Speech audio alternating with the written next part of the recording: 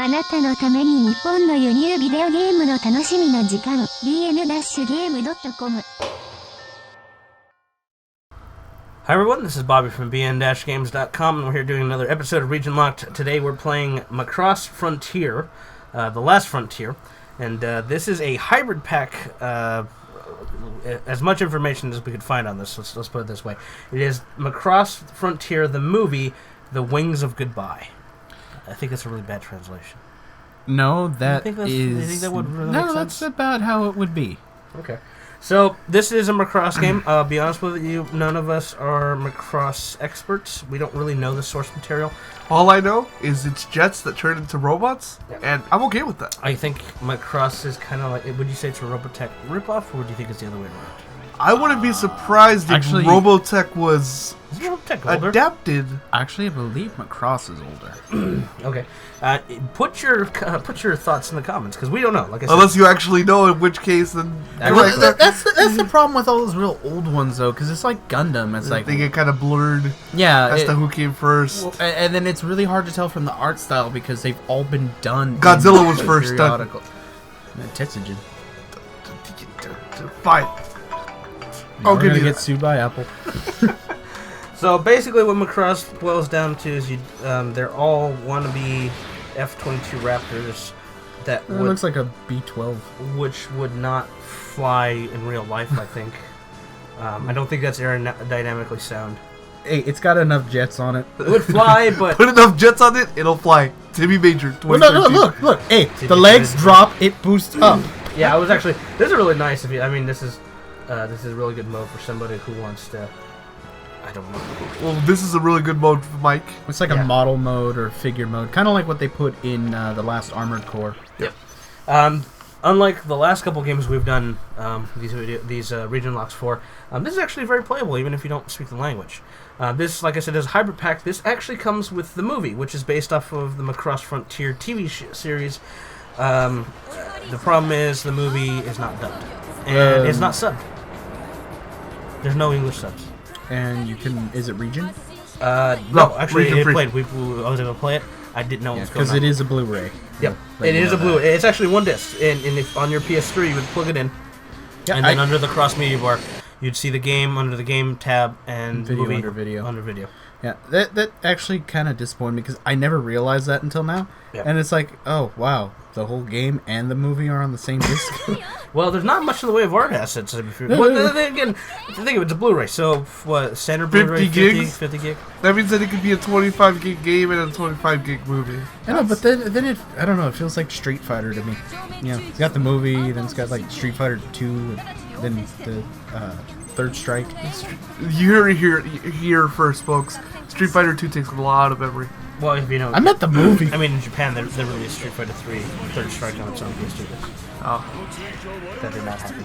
Which kind of sucks, because I would prefer it. Yeah, Bobby, you're the expert. 5 copies. Tell me down to the kilobyte, how big is Street Fighter 3? Actually, it's about 350 megabytes. Oh, you know why? Because it fits. What about the point? 353 point? You failed me. You know how I know that? Because it fits on a GD-ROM. The movie was on the same damn disc. That's true. It was a DVD, though. That was PS2 DVD. Alright. I'll allow that, I guess. That whole edited movie that didn't have all the good parts. That had all, when he punches Sagat, you don't see him bleed. It's all like, he hit him with energy, and then he falls. Anyway, that's a different story. So just remember, you're leaning towards me. Fuck. So it is visually an appealing game, but I will be honest, it's kind of shallow. You basically circle around your enemies, use auto lock, and fire between your rapid fire machine gun or super lock-on missiles, which is one of the best and I would say accurate anime effects I've ever seen. You know. Yeah, I gotta say, I like this, although I kind of still don't like... It's one of my problems with a lot of the older Gundam games that did this free roam in space thing, is the way the camera is just way too close to the unit. Well, and it's kind of offset, which, well, I guess it would have to be, because the damn thing's got this huge back. Yeah. And you can switch between flight mode and semi-robot mode, which kind of didn't make sense, and then full robot mode. Well, semi-robot mode, where it's half jet and legs, is used when you want to hover. If you're in full robot mode on any kind of planet level, you actually go to the ground. And obviously as a jet you fly, which is pretty common. Jets have been known to do that occasionally. Yes. I don't know what any of these things are. I actually really like that I guess, it's tied into the movie and things are happening. Like the little windows come up and you see like the animation and it's really smooth. There's like, you can. Oh, I'm getting shot there, which is terrible. But it's kind of hard to distinguish. It's like, oh, this thing is happening in this little window and it's distracting me because I want to watch it, but I want to shoot things at the same time. It took me a little bit to figure out how to get around missiles and that kind of thing. It's not a particularly difficult game. And like I said, it's a little shallow because you really only have 3 little sorts of attacks, with some of them having a special attack, and you destroy things and fire missiles. Some missions you have infinite missiles, sometimes you don't, which kind of sucks, because once you run out of missiles, it's like, damn, I actually, I don't know. I don't like that. I wish it just had infinite missiles, just like in the show. They don't have infinite missiles. I've seen. I fire the missiles and then let's use this canned animation that's been in every episode. I've seen like a number of Gundam episodes where they're out of ammo. Look at the animation, but that's pretty good. I don't know. There's something about that. I do like how the characters come over the radio and it uses the actual animation style. It's not like a cell shade or a 3D render. Yep. And then I hit the wall there. And then you get a rank, which is pretty good, eh? Yeah, pretty good. This is one of the ground-based ones. This is, I'll be honest, any mission that involves being on the planet and not in space, I prefer the ones in space. It's just a little easier. This reminds me a lot of the old school Armored Core games. It's it seems to have. I remember playing it. Obviously Bobby played it the most recent out of all of us, but I remember when I played it, it felt very much like it because you're generally circling around your enemies who are, give or take, generally in the middle of the map. Yeah, well, you're playing Armored Core 6, right? No. Oh, the old one. See, because that one changed its style. That one's more mission based. Even you're talking about the old even like type. 4 or 5. Yeah. I'm talking about everything 3 and back. Okay. Yeah, it's very much reminiscent of that. I really like those little animated parts. It gets distracting, and then I hit a wall or something. Man, that is really smooth, though. It's like this comes in, but you don't know where that's happening, and then I'm looking for it on the map. Like, what the hell? Where's that? Why am I shooting these other things? I want to be in there. Why isn't the game looking? And actually, it's pretty good looking game, and the frame rate is pretty consistent until you start firing like a jillion missiles, and then it kind of dips a little bit. But it's never unplayable, and I don't know where that guy was. And I'm sure he's supposed to be helping me. This is actually my least favorite mission, but it's still not bad. It's a good game. Now, this game originally sold for about $100, which is pretty standard import price for most Japanese PS3 games. Well, new ones. If you like the series, it's a game that comes with the movie. I couldn't watch the movie because there's a lot of weird singing, there's a lot of J-pop, and I was like, nah, it's okay. Not my kind of thing. If that's your kind of thing, perfect. If you like J-pop, this has J-pop. And the gameplay itself is pretty good. And inside the hybrid pack, you get some animation cells. Yep. Which it'd be funny if we like found out. cells. It'd be funny if we found out that those are like the rarest ones. No, they're positives. Are they positives? Yeah. Oh, okay. Negatives would go bad. No. It's ruined! Why did I expose it to sunlight? Anything out of that. Yeah. Give me this collectible item. Open it up in the Bright store. No, see, it's good. Would that be like Schrodinger's cat? Because you'll never know if you have a good cell because you have to expose it to sunlight in order to see it. What do you do in a dark room? Yeah, but who the fuck has access to a dark room? Just anyone. I turn off the light. It's pretty dark. It's not hard. But no, you don't have a bathtub and a red light in here. I have a bathtub and I just... Oh, you do have Shell's tank. And as far as a red light, you put this over a light bulb. I don't think that would work very effectively. Actually, you'd be surprised. We have to test this theory out. Hey, red light right there. On the microphone. Oh, look, that means it's live. I don't know. So... You can pick up this game for about $50-$60 now, approximately. There's actually a new Macross game as of this recording coming out. probably not going to get that based on this one. No. No. We actually, I didn't mean to cut you off. We buy this around the time we bought it with Gundam. Yeah, because we bought it with Gundam EX. Yeah. And this was new at the same time. This actually came out. This came out February. No, because Gundam came out first, but we bought it at the same time. It came out February 26th, 2011. Yeah. If you're a fan, absolutely worth it. If you're just a casual collector, the price might put you off because I don't know. It's all right. I mean, I'm not saying it's a bad game, not on any level, but it does. Like I said, it gets kind of shallow. It's I think I think if you wanted to get some more depth out of it, you'd actually have to know Japanese. Yeah. Well, you'd also have to probably like the show and know it. Well, even with that, I still think if you're a casual person, you probably would still get a lot more out of it if you knew Japanese to be able to kind of understand everything that's going on in the background. I think you're also excluding the people that like this kind of game. Because there are better versions, though. I mean, I'm not saying there's not, but for the people that might have everything else or want to own all of these kinds of games, this is definitely in that genre. Well, for the price now, if it was brand new, no, I would not pay $100. Obviously not, but this is definitely something we're not getting here in the U.S. anytime soon. Yeah, Macross does not have the audience it does here that it does in Japan. So we're definitely not getting this. The game not being dubbed doesn't bother me. The anime not having subtitles, that kind of. That's pretty standard, though. Yeah, because you got to figure that Blu-ray was really never meant to be released here. No, I know. I'm just saying for someone who doesn't speak the language, that's kind of what kills it for me. I mean, because actually, I'm just speaking honest. The movie is probably out here by now, with subtitles, maybe even dubbed. But it's just that originally, especially at the time, it just wasn't meant to come here yet. So. It's like I said. It really depends on your love of the series. If you can speak the language and feel like pain. If you had a choice for a game that came out around the same time, I would tell you to go to the Gundam Extreme Versus. Yeah, it's not exactly the same game, but in some ways it is. Or wait for the new version, the new game, which I think the new one actually comes with another anime. Which is I'm talking about Gundam EX. That's full probably, boost. That's probably going to be DLC. Or what I'm talking about. We'll see. So yeah, this is this particular mission took a little while. It's actually the longest mission I think I did. This one's gonna take a while, but that's gonna be it for us. We're gonna let gameplay go from here. We don't have much more to say. It's decent for what it is. It's really gonna come down to if you're a collector or not.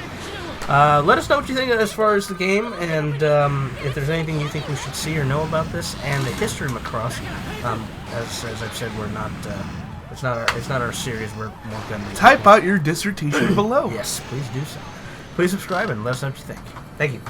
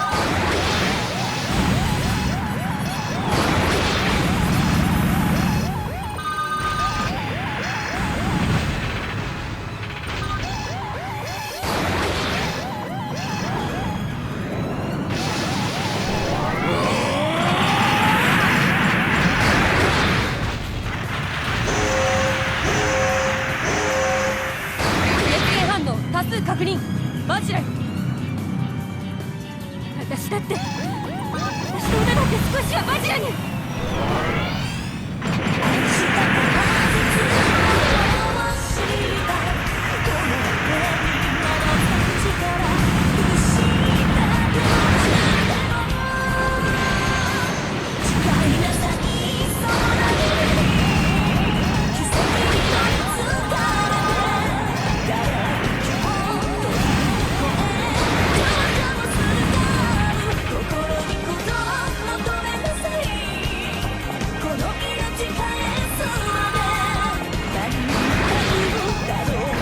私のステージはまだこれからだ。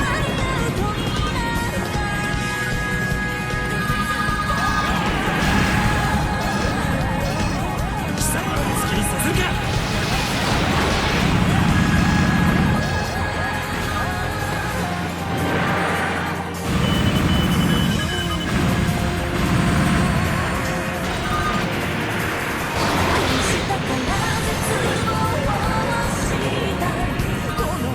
やれるさ。お前らなんかに悪くない腕前ね。アンタレス1より SMS のバイトこれより機械をエンドする。アンタレス1っていいから早くマジで応援了解。容赦はしない。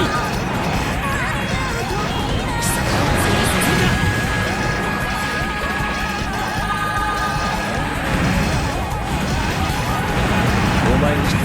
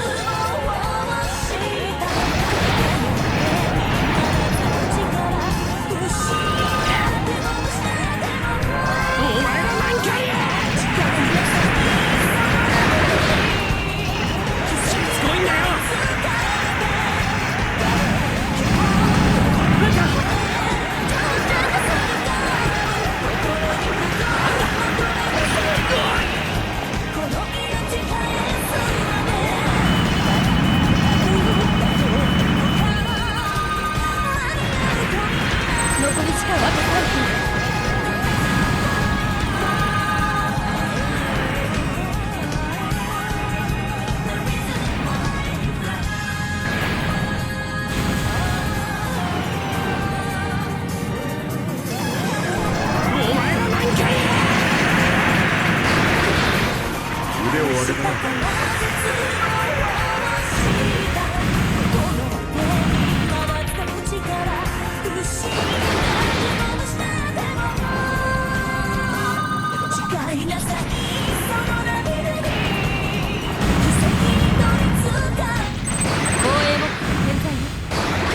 ありがとう。